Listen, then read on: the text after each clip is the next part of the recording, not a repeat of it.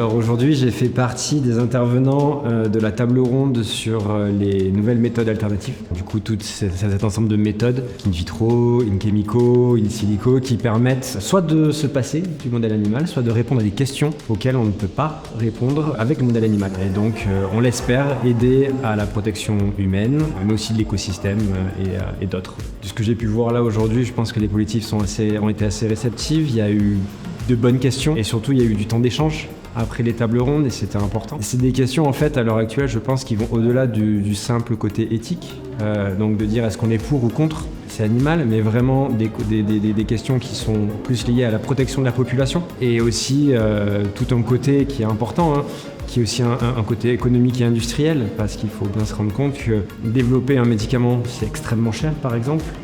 Avec des taux d'attrition de plus de 90%, ça signifie que le médicament qui réussit à passer ensuite sur le marché doit être en mesure de rentabiliser tous ceux qui ont échoué avant.